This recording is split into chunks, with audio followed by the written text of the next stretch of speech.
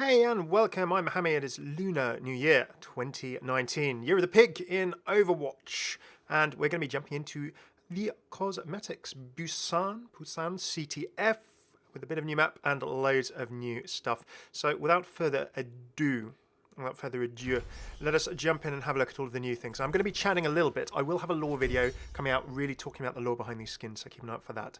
If it's in the next couple of days, it will be early next week, just after this event goes live. But we're going to be chatting a little bit as I go through all of the new stuff. The Romance of the Three Kingdoms, which is a big part of the theme of this event, amongst some other things. So let's see all of the new goodness. Firstly, we have a General Brigitte with a golden schlager, and then not a schlager, golden flail, sort of a general outfit there. This is very, very cool. Absolutely loving that. I've tried to, obviously, with all of the tweets, I've tried to stay relatively spoiler free, but I'm gonna have to be picking up this general skin. Some nice little details there, but of course with the the armored boots that we come to expect from Brigitte. Okay, so going in order, actually, we're going to be going. I think it is kind of Korean to start with.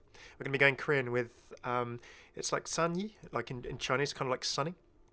Okay, we'll go for Sunny Orisa, and I love this dragon skin because that's what it is. Well, actually, no, let's not say dragon. I'm getting all Chinese. Technically, lion. And now there's a Saja Nurum, like sort of either an exorcism drama, or there are a couple of different variations, as far as I understand, in Korea. Saja Nurum. In which you have a lion doing a big comical lion mask, but it's kind of like a brown costume, and then it's sort of native to the Bukchon region. It's kind of the lion dance, expelling evil spirits, I think, for the first 15 nights or something of the Lunar New Year, and attracting good luck for the coming year. So I think this is Korean inspired. It's actually a Korean one, and Orisa is based off that rather than the Chinese sort of dragon style. If I'm wrong, I'm sure someone will be correcting me on that. And it's looking pretty cool, pretty spiffy. Let's have a look at the weapon, actually. Oh, very nice. I'm loving the sort of woody type effect and mix there, as well as all of the nice blend of colours. It's kind of like, it's not a garish one. It's quite a subtle one. I'm quite enjoying that. He says, accidentally clicking back out. So yeah, that's Sanye, Sunny, Orisa. Now, note on the eyes of these sort of masks. The eyes can kind of be painted gold, which is sort of a prosperous colour, expelling negative spirits. And if you sit on the back of the lion during such performances, apparently you'll enjoy, if you're a kid, good health and a long life. So there you go. Maybe Ify is going to have good health and long life if she catches a lift on Sunny Orisa. Okay, next we're going to... I really want to do these in an order. So you can see the order we've got on the list, but I want to do these because I want to have a little chat about the Romance of the Three Kingdoms, pretty much. So we're going to have to do these in order. I could jump into the non-Romance of the Three Kingdoms ones first. In fact, it might be easier to do that so I can then tell the story. So actually, I'm going to jump into Tracer first, funnily. And that's Hong Jidongzan Tracer, if I pronounce it correctly. So Hong Jidongzan, an illegitimate son of a nobleman, and their lowborn concubine, is the main character of this story. Now, kind of gifted a Korean character with supreme intelligence and, by some, supernatural abilities. Yeah, Tracer, supernatural abilities. Yeah, I think that could kind of fit. Hong Jidong-san steals from the rich and corrupt aristocrats of the land, which is kind of, sort of, there's a Robin Hoodish style vibe to his activity. Now, historical sources actually point to a bandit by this name, sort of maybe in the sort of 1500s or so. But this name is so sort of prevalent. Apparently, it's kind of like a John Doe style name. It's like a placeholder name. And the story traditionally follows three parts. Basically, that Hong Jidong-san's dad lies with a lowborn maid, and therefore Hong Jidong-san is born and conceived. It's then his childhood. He masters his abilities. He stops an assassin's attempt on his life and then leaves the residence because he's a second son. So obviously, in some sort of Eastern cultures, the sort of firstborn son is kind of like the very sort of, auspicious and favoured one, and a second son maybe has sort of less status and support and similar. In the second part of the story, Hong Jidong becomes the leader of a band of outlaws. They rob from wealthy places, and he eventually draws the attention of the king and gets, self-imposes in exile, and then returns, starts all over again from an island, and then overthrows the king of the land to become king, rules benevolently, and in his own family treats his secondary and primary sons equally.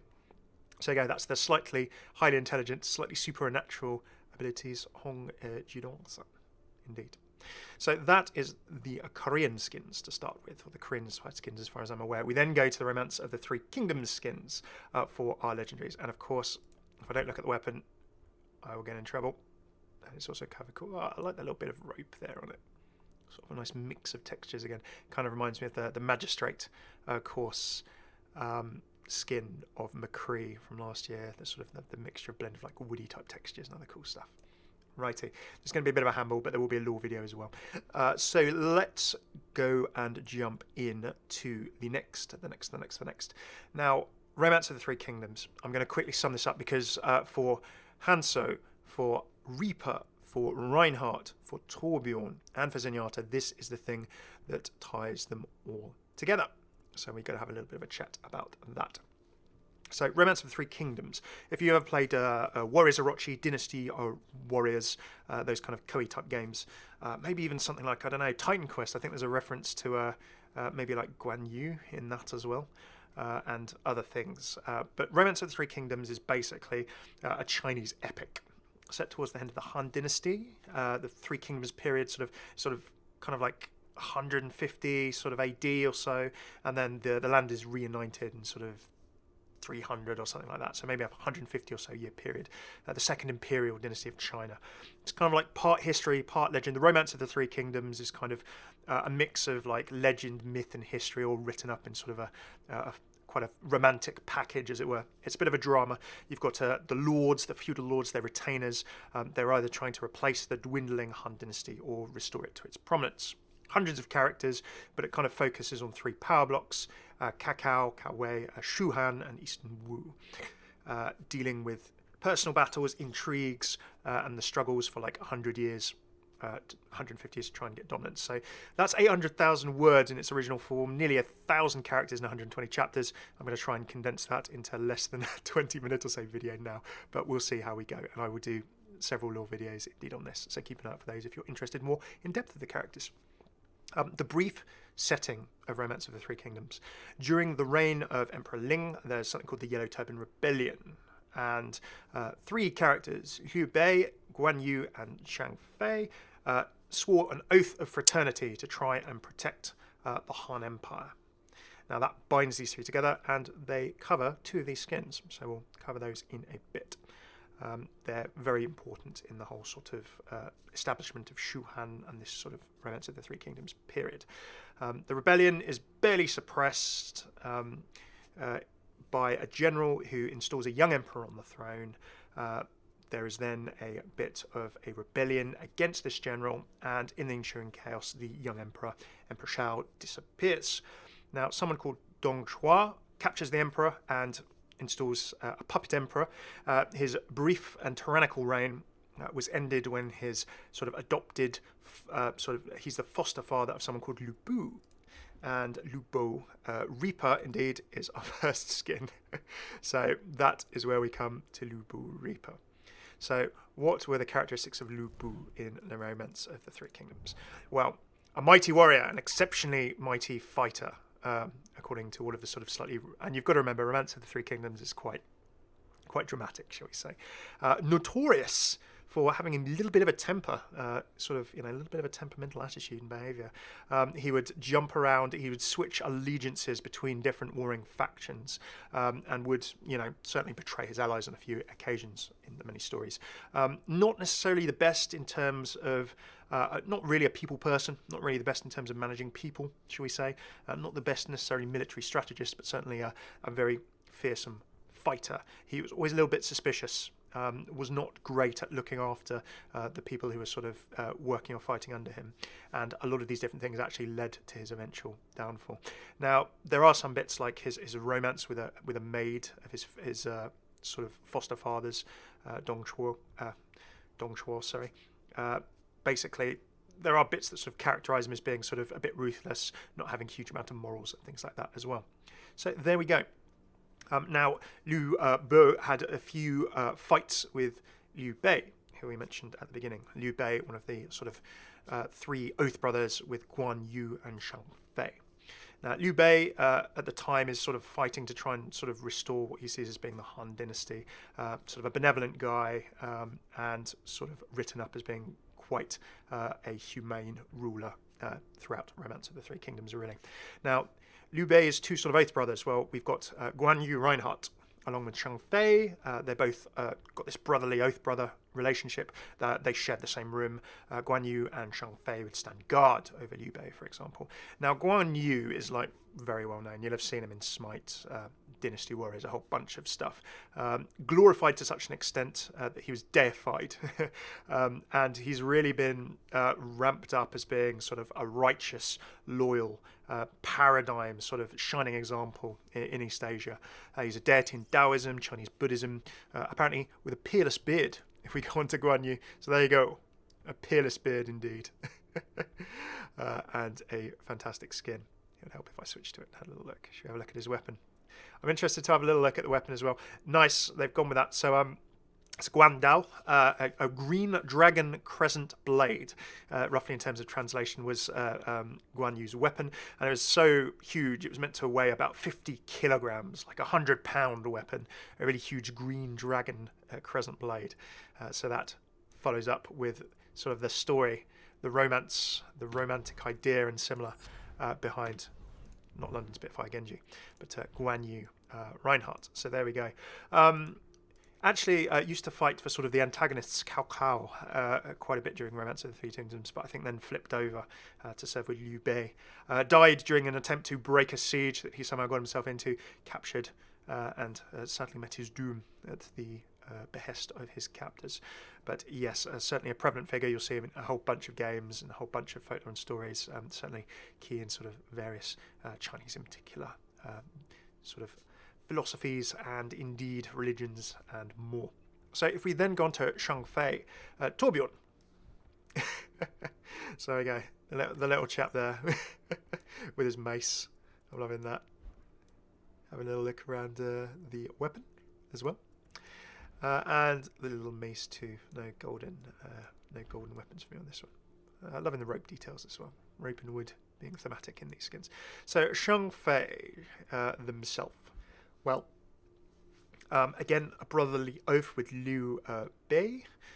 Described basically to be really, really loyal. A very sort of formidable warrior again. But also a bit of a temper as well. Got into trouble when he was on the battlefield. And I quite like that, because if you think about Operation White Dome and various things like where Reinhardt saved Torb, and things like that. I like Torbjorn in Overwatch has already been characterised as getting into trouble on the battlefield a bit. So I like that sort of match of Shang Fei with the Romance of the Three Kingdoms. A nice little sort of tie back or characteristic there. His weapon was actually, I believe, a spear. A long steel spear with a serpent head. So can we see any serpent details? Okay, so not quite the tie to Shang Fei perhaps, but a serpent, a snake with Torbjorn. Would that really fit thematically with Torbjorn? Maybe not. So I can see sort of different changes in terms of bit of art direction and choices. Might be hard to, would you put Torb and snake together? Probably not. I don't know. Also a bit of an alcoholic in Romance of the Three Kingdoms, actually. Drinks a little bit. Affected his judgment a little bit. So I don't know if Torb likes a drink. I'm sure he does like a drink or two. But that is Shang Fei. Next then, we have, in terms of the 5 tiger generals. And there is this concept in sort of Chinese culture more broadly of like 5 tiger generals. And Liu Bei, the sort of leader ruler that I've mentioned, along with Guan Yu, along with Shang Fei, had 5 tiger generals. And this is the third out of 5, who is Huang Chong. Now, Huang Chong basically is portrayed as an elderly warrior, highly skilled in archery in Romance of the Three Kingdoms. What are the parallels there, I ask myself. Please help me out with it. But no, he's quite an interesting character in Romance of the Three Kingdoms. I've been reading the abridged version. That's a nice little bow there. Loving the weapon as well. So yeah, Huan Chong, often the first, known for sort of scaling the walls of enemy cities as well, charging into enemy formations, so certainly not backward in coming forward, certainly seen at the front of the fray and the fight and the battle, whatever happened. It actually had pretty high status. Him along with Guan Yu and one of the other generals were seen to have sort of slightly greater status than maybe Shang Fei and a couple of others in the sort of the 5 tiger generals of Liu Bei, as it were. And that is Huang Chong Hanso. So loving that scheme. Fine, if we jump down to, and I'll get this, it's Zhuge Liang Zenyatta. Loving the sort of the wisdom of this. I will go and do a little bit of asking family for translation of a lot of it. Sadly, there you go. Nice little sort of yin yang there on the back. But this is Zhuge Liang Zenyatta. Now, he's known as kind of a strategist who wages a lot of wars and campaigns later in the Romance of the Three Kingdoms. Compared by some to Sun Tzu, the art of war, a very, very famous sort of strategy, and in sort of, guide and philosophy, as it were. Well worth a read, actually. There are some great abridged, illustrated versions as well, one which I own someplace, if I can find it. It's, some people use it for like management philosophy, originally it's battle philosophy and war philosophy, but sort of a very interesting thing to read. Known, Zhuge Liang, intelligent and learned scholar, to some crouching tiger or sleeping dragon. Loving that. Known for wearing, this is the thing, so obviously this, sort of in Taoism is very important. Known for wearing Taoist robe. And the thing that I was looking for was, I think there's a reference to it on the bottom here of his outfit. But like Zhuge Liang is actually known for having a hand fan made of crane feathers. So this is why he's got the feather detail on the bottom here. He doesn't have a fan. It'd be a bit weird for Zen to hold a fan, but he does have these crane feather, I presume, details on his sleeves, which I really, really love. That's a nod to Zhuge Liang's fan from Romance of the Three Kingdoms. Like Zhuge, like the name, is almost synonymous in China with like sort of Chinese sort of culture almost, or sort of folk culture, with like intelligence and strategy and loyalty in itself. So there you go. That's the match of the character with Zenyatta. Waged several successful campaigns against the key foe later in Romance of the Three Kingdoms. So there we go. That is the trip through all of the skins. Some of them are Korean, some of them are Romance of the Three Kingdoms. I think I may have even done that in about 10 or so minutes. So I will dig into these a lot deeper in my lore video, but I just wanted to give you a little heads up as we look through the skins as well. And of course I need to have a look at his orbs, his golden orbs. Otherwise, again, the Hammeh habit in these videos is to miss the weapons. So yeah, I have handballed a little bit, but we've also had a look through some very, very cool skins. I love Romance of the Three Kingdoms as a theme, similar to like, Journey to the West as well, in like, the first year of sort of Overwatch's Lunar New Year and things. So some really, really cool themes for all of these skins. Absolutely loving them. So what do you think? Do let me know in the comments below. This is the kind of stuff I nerd out for. I am half Chinese, as you know, although I don't have Mandarin, sadly. I really need to learn it. Okay, let's have a look at emotes. So we have Ana, I believe. Now this is Yutanori, which is kind of, I believe, as far as I remember, I actually had this in one of my Lunar New Year videos last year, as far as I remember. It's played in Korean New Year, which is basically kind of, an origin of it is describing a bet by some sort of villages to raise, like, I think cows, sheep, horses, pigs and dogs, and this is kind of throwing a bunch of sticks up, as it were, and the sound that they make when being dropped on the floor, and there's a game that's associated with them. I'm not going to go through all of the rules because I don't know them all, and it's basically casting the sticks to start with, and then you get a particular score, and then basically move things around the board as you play. So this is Ana playing Yutanori, which is very, very cool. Of course, with the Bastard skin. Oh, I love the Bastard skin so much. Okay, so if we go on to Soldier's Emote, then Soldier's Emote is one that I do recognise, and it's kind of a little pellet drum. Now, there are various different Asian versions of this. If you go for the Chinese, it's like the Bolangu. Sort of 3,000, like 4,000 years old, indeed. A bunch of these kind of things. And I love Soldier's face, obviously, because you can see it in this one, like the animation of it. Like the little smile he has afterwards. And his eyes. That obviously when you see the Soldier 76 preview with his normal sort of visor on and things, you don't actually see his eyes. So I love seeing You know, like the little smile. He's like, oh, oh, oh. Oh, has anyone caught me? He's like, is anyone looking? I'm going to enjoy this. Smile. And it's like, no one can catch me enjoying myself, so I'm going to put away my drum. Loving that. Okay, what have we got for Ash? Ash, well, lighting the fuse of some fireworks in terms of victory pose. Loving that. Simple. Effective. Oh, wow. Doomfist. Doomfist. Doomfist with a fistful of fireworks. Well, it's not going to hurt him, I guess. Maybe they're not going to do too much damage to sort of the prosthetics as well. Hanso with a firework. Simple. Yet effective. Lucio. Lucio drumming. Maybe a Korean drum, I think, there. I'm not sure that Arctic Fox is entirely the appropriate skin for this. I should have considered my skinergy before I started having a look at these. Reaper is just a stockpile. Yep, I've got fireworks. What you going to do about it? I have won all the fireworks. And I'm looking pretty pleased. I'm watching you. Don't try and steal my fireworks. Hammond. I love armament. Hammond is just like, yep, I've got everything. And I'm not afraid to use it. Or fireworks. Yeah, I wouldn't mess with a Junk Hammond or indeed any Hammond in this situation. Which is all pretty cool. Getting a little excited with this little sparklers as well. So yep, a bunch of fireworks for all of our people. No one likes a squealer. Okay. Ready for the fireworks to begin. Allt som glimmar är inte guld. All that glitters isn't gold. I think they're from Brigitte.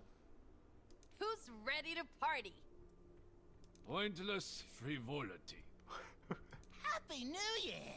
There you go. He gets a Happy New Year alongside Gungchi Thatcha. How's that for some fireworks? To the moon and back. Now this one. Assessing luck, medium fortune. To the assessing luck, small misfortune. So I got these from the game files back when Hammond released, back in 2018.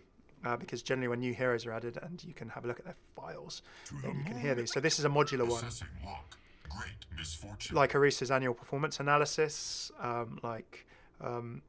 other lines that have multiple different answers. So Hammond's line there is really cool because it has maybe like 4 or 5 different ones. So we might not get a different one each time. Assessing luck, good time for romance. Good time for romance. Assessing luck, success in academics. Assessing luck, great misfortune. And there's a one about business or finance and things as well. Engaging festive mode.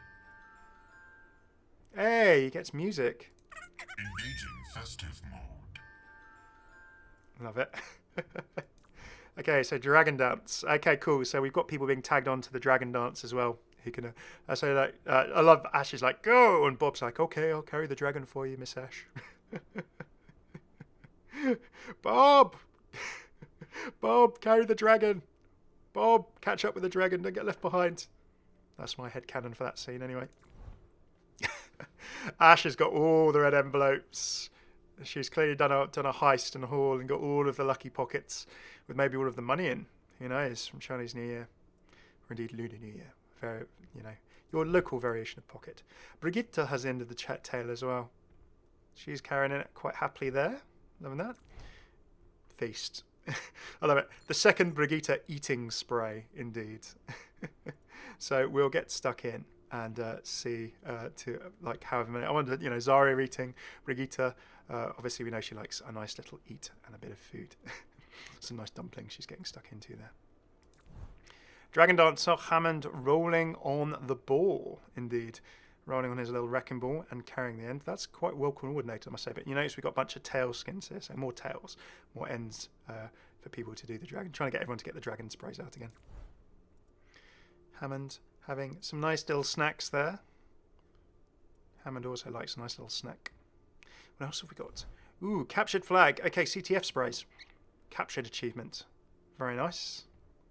Interrupted delivery. Ooh, Lubu Reaper. Competitive CTF. Loving that. I will have to try some competitive CTF. Competitive CTF Hero 2019. Top 500. There you go. So if you want to go and get some gold. Some Overwatch That's a Warcraft thing there for me. There's some Warcraft gold. If you want to go and get some Overwatch competitive points to go and get stuck into a golden weapon, you can go and do competitive CTF, which is very awesome. Last but not least, highlight intros. Hey, Lucy having a drum.